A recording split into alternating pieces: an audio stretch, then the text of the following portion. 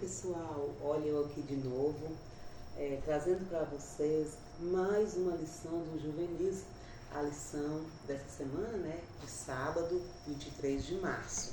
Então, gente, tem como título Morto Injustamente. Olhem só que título, né? Alguém morreu sem ter culpa, sem dever nada. Essa história se encontra na Bíblia, em 2 Samuel, no capítulo 11. Era primavera, era o período, né, em que os reis eles saíam para guerrear, né, eles preferiam também a época da primavera.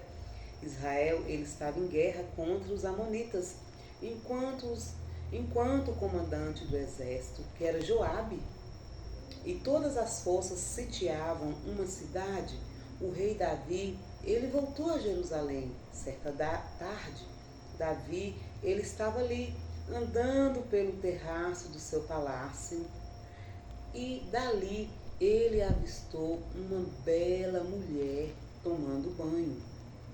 E ele quis saber mais a respeito daquela mulher, porque provavelmente ele não conhecia aquela bela mulher. E aí Davi, ele pediu para um servo dele passar a saber quem era aquela mulher. As informações chegaram e o rei ficou sabendo que o nome daquela mulher era Betseba. E Betseba, ela era esposa de Urias. E Urias, ele era um dos soldados mais fiéis e corajosos do exército de Israel. O rei enviou um mensageiro para que a levasse ao palácio, né? Aí o mensageiro foi lá, pediu para ir até o palácio, que o rei queria ver ela. Ela foi. E Davi passou a noite com aquela mulher, né? E ela era casada e esposa de Urias. Depois, né, ele mandou ela embora para a casa dela. E passado algum tempo, não muito tempo, Davi ele recebeu uma mensagem de Betseba. Ela estava grávida. Davi, ele entrou em dificuldades. Ele sabia que não era certo o que ele havia feito com aquela mulher.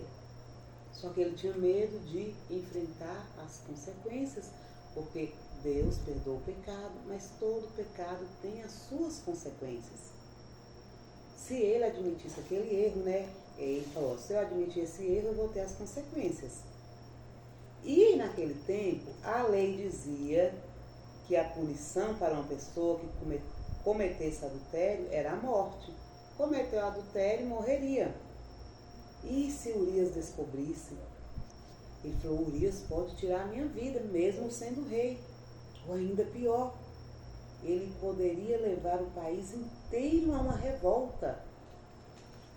Então, gente, em vez de admitir o pecado e se voltar para Deus, Davi ele continuou tentando fazer tudo de acordo com a sabedoria dele e o poder.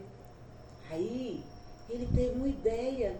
Ele decidiu trazer Urias de volta do campo de batalha para que ele pudesse passar a noite, né, lá na casa com a sua esposa. Né? Ele estava em batalha, estava cansado.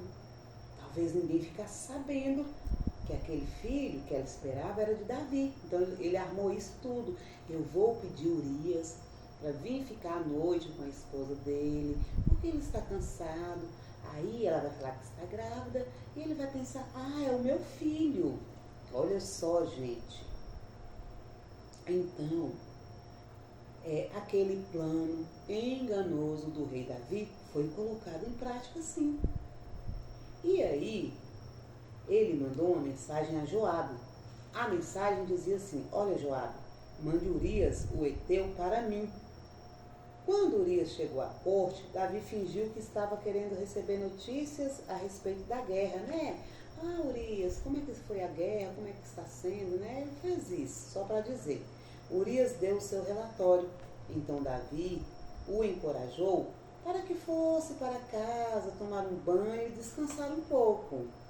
Mas Urias não foi para casa. Ele dormiu com os servos e os guardas do palácio. Quando Davi ficou sabendo que Urias não tinha ido para casa, ele perguntou, Por que você não foi para casa? Dormia em sua cama? Então, gente, nós vamos depois, a parte 2, para vocês ficarem sabendo por que Urias não quis ir para a casa dele, passar a noite com a esposa, já que ele estava tão cansado. Curtem aí e esperem a parte 2.